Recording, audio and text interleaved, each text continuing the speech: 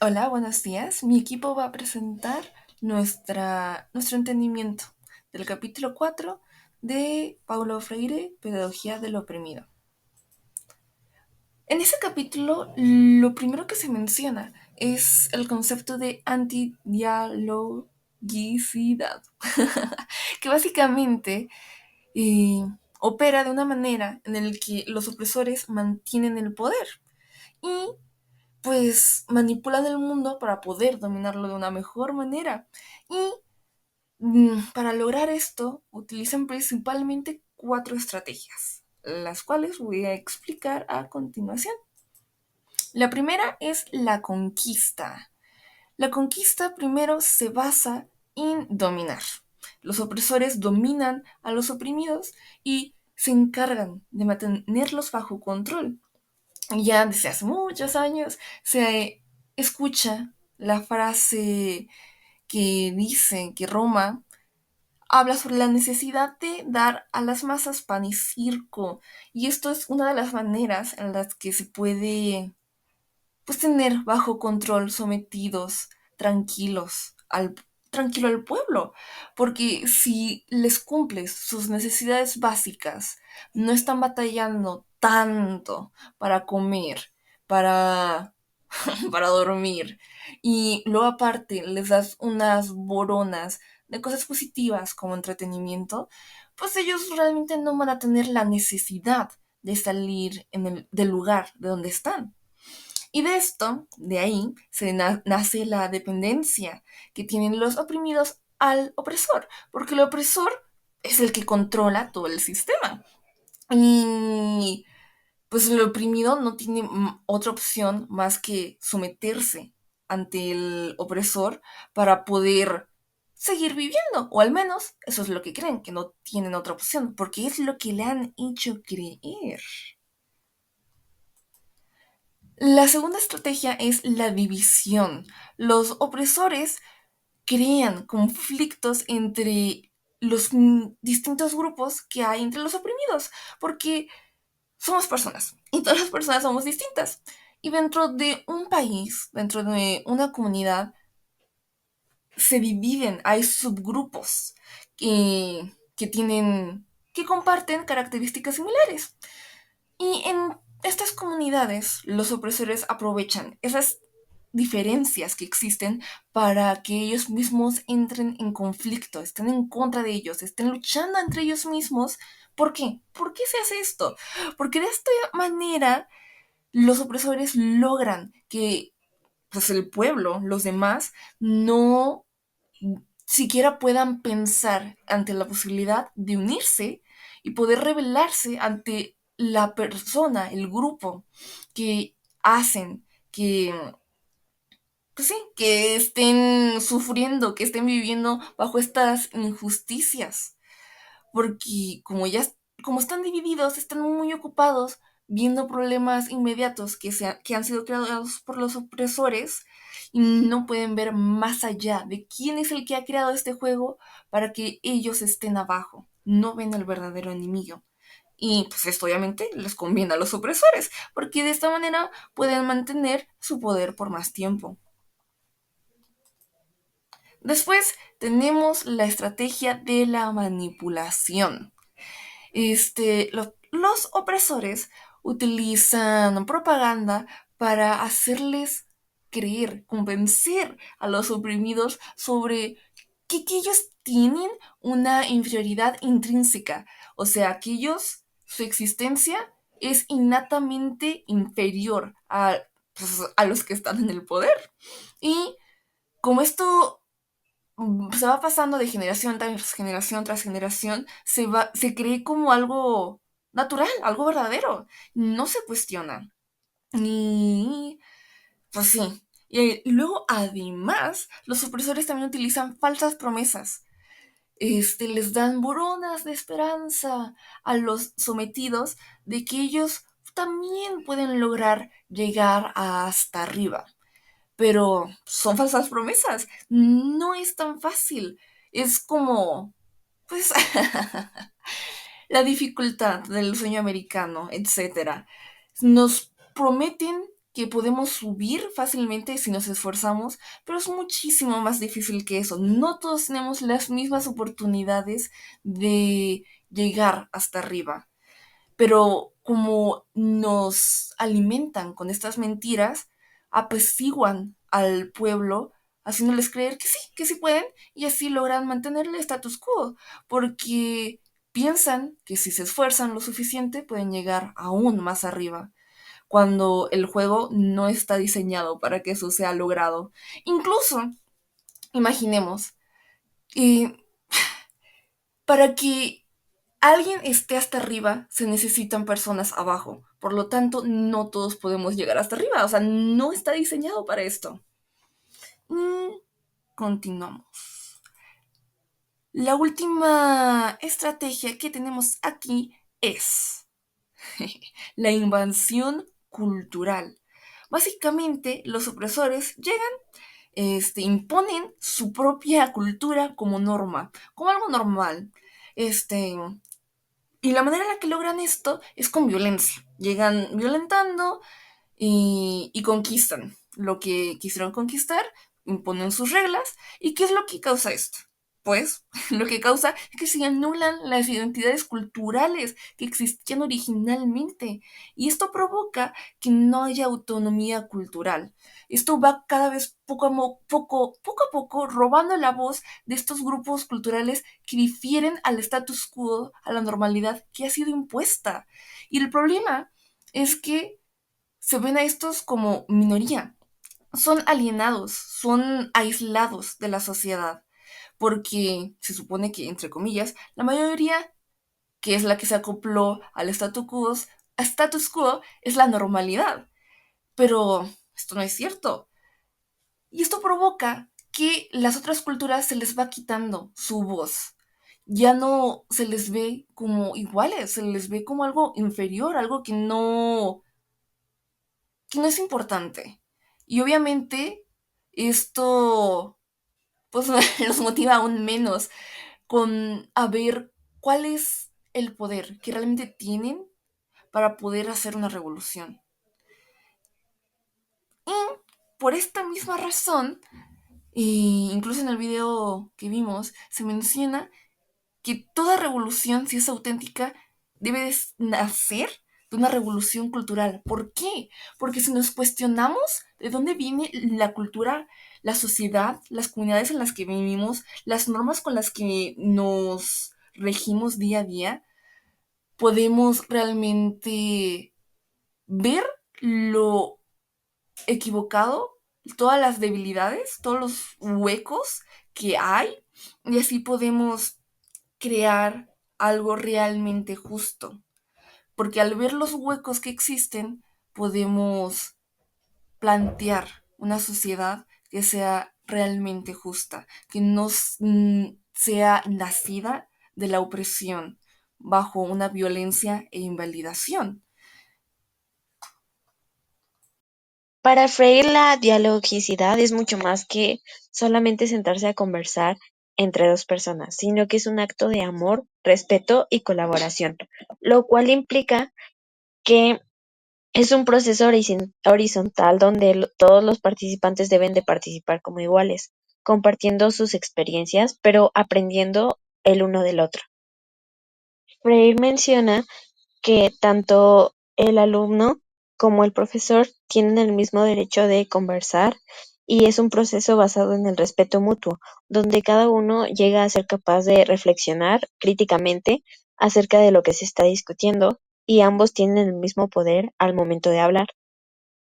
Es aquí donde Freire critica el modelo tradicional de la educación bancaria, donde el maestro usualmente deposita conocimientos en los estudiantes, tratándolos como recipientes vacíos. Es decir, se menciona que el profesor es el único que puede proporcionar conocimientos dentro del aula, lo cual no invita a que el estudiante se cuestione y reflexione acerca de lo que está aprendiendo. Es decir, que este enfoque perpetúa la opresión y impide que el estudiante llegue a tener un pensamiento crítico.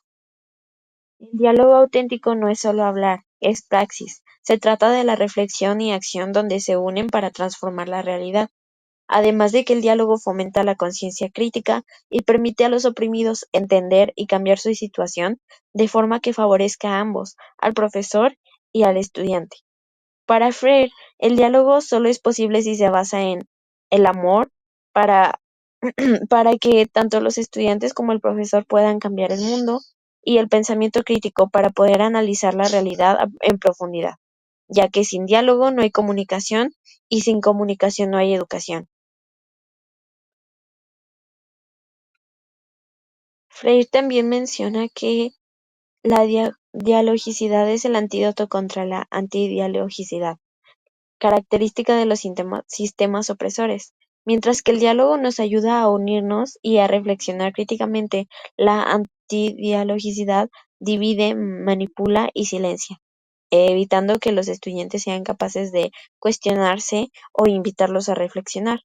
Al practicar la dialogicidad, los oprimidos recuperan su voz, comprenden la realidad y toman acción para liberarse. No es un proceso individual, sino una construcción colectiva que beneficia a todos, incluso a los opresores, a restaurar su humanidad. De esta manera, para concluir nuestra participación, voy a explicar cómo se relacionan los puntos mencionados con la educación. Uno de los puntos particulares es la educación antidialógica y su refuerzo de la opresión. En esta se tratan tres principales puntos, el cual el primero es la conquista y como sabemos es una herramienta para poder controlar a las masas. Y hablando particularmente en la educación, se relaciona mucho como el educador y el educando no es horizontal, no es una relación horizontal. Entonces el educador impone y no permite que los educados cuestionen ni dialoguen, pues ahora sí que son sus normas, son sus creencias las que van a imponer frente a el educador. Y de esta manera van a asegurar una larga vida de opresión, en donde las personas que salgan a sociedad sean aquellas que sepan seguir normas, impidiéndoles que su criterio salga a la luz y manteniendo así una organización y un control. Después tenemos la manipulación, en donde se presenta información distorsionada o propagada que limita mucho la capacidad del pensamiento crítico. Esto con la finalidad de que todos terminemos pensando en lo mismo, que todos tengamos los mismos ideales y no poder razonar realmente o cuestionar qué es lo que se nos está presentando. Esto puede influir mucho también en la invasión cultural. Hablando de la educación, sabemos que existe una diversidad cultural.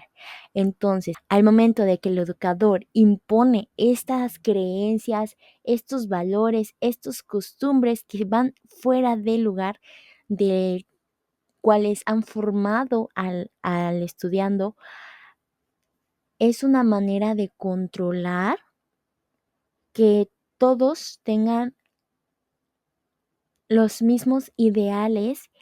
Esto permite que los alumnos tengan que adaptarse a las culturas impuestas y no enseñar o mostrar las culturas con las que han crecido, y lamentablemente esto lleva a perder el conocimiento de esta diversidad que existe por imponer o por esta misma conquista de imponer estos ideales culturales. Entonces no les da la libertad de poder expresar quiénes son, y eso influye mucho en la identidad de la persona. Y siendo así llegando al punto de que puede influir mucho en la reconstrucción de la identidad de la persona por imponer otra otras culturas, otros valores, otras costumbres de las cuales se van enseñando dentro del contexto escolar y no dando la libertad, como previamente se mencionó, de poder mostrar su propia identidad. Después podemos encontrar la educación dialógica y la promoción de la libertad. Esta educación está dirigida para poder tener esa libertad del oprimido. Y para lograrlo se necesita una colaboración entre los educadores y los educandos. De esta manera, ambos son parte del proceso de aprendizaje. Se busca mucho poder complementarse para tener un aprendizaje significativo en donde ambos sean parte de un aprendizaje significativo, y para lograr esto es necesario hacer una reflexión de qué es lo que se propone en clase, cómo se trabajó, si realmente funcionó y de qué manera se puede lograr llegar a esta colaboración mediante el diálogo crítico. Este diálogo crítico busca comprender y transformar la realidad conjuntamente. Es así que se expresa realmente cuáles fueron los aprendizajes, qué es lo, qué es lo que se necesita mejorar y hacer una gran reflexión. Podemos encontrar también en este punto de la colaboración el liderazgo revolucionario. Este no impone ideas, sino más bien se refiere al crear las condiciones necesarias para que los estudiantes o los educadores puedan reflexionar y puedan actuar por sí mismos. Como previamente se mencionó, es trabajar en conjunto para poder tener mejores resultados de calidad, agregando que la educación dialógica promueve la unión y la organización de las personas como un proceso educativo. Esto significa que las personas no solo aprenden a organizarse, sino que la organización misma se convierte en un medio para desarrollar conciencia crítica. Es así que el liderazgo y las masas trabajan juntos en una relación de aprendizaje mutuo, construyendo un plan de acción compartido. También podemos encontrar la síntesis cultural, en la cual la educación dialógica no busca destruir la cultura de los oprimidos ni imponer una nueva, sino transformarla críticamente. Y esto se trabaja en un proceso conjunto entre educadores y educandos que busca superar las imposiciones extremas como las de la educación antidialógica y fomentar una identidad cultural propicia. Finalmente podemos encontrar la praxis en la educación dialógica. La praxis se refiere al ciclo continuo de acción y reflexión.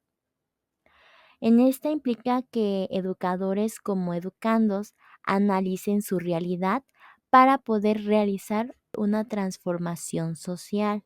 Esto implica que tanto educadores como educandos analicen su realidad, su contexto, actúen sobre ella y reflexionen sobre los cambios logrados.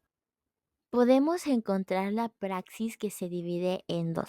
Primero, el verbalismo, en el cual habla de transformación sin actuar, y podemos encontrarlo en una escuela, en donde los estudiantes y los maestros dedican varias clases a discutir sobre la importancia de la reforestación, por ejemplo, para combatir el cambio climático. Es decir, discuten sobre un tema en el cual se pueden hacer cambios a pesar de que no se estén llevando a cabo. Por otro lado, tenemos el activismo sin teoría, en donde solo al unir acción y reflexión se puede transformar la realidad sin teoría. Por ejemplo, aplicándolo en la educación, si se invita a los estudiantes a plantar árboles sin hacer una investigación previa, medidas adecuadas sobre el clima, sobre el suelo, y algunas consideraciones de riesgo que podrían tener los árboles al ser sembrados en ese lugar, se podría tener un resultado en donde o los árboles sobreviven o no sobreviven. Y siendo así, se tendría que hacer una reflexión para entender qué salió mal o por qué salió bien la situación y cómo se podría mejorar la iniciativa. Es así que propone primeramente aplicar, hacer la acción y después hacer la reflexión.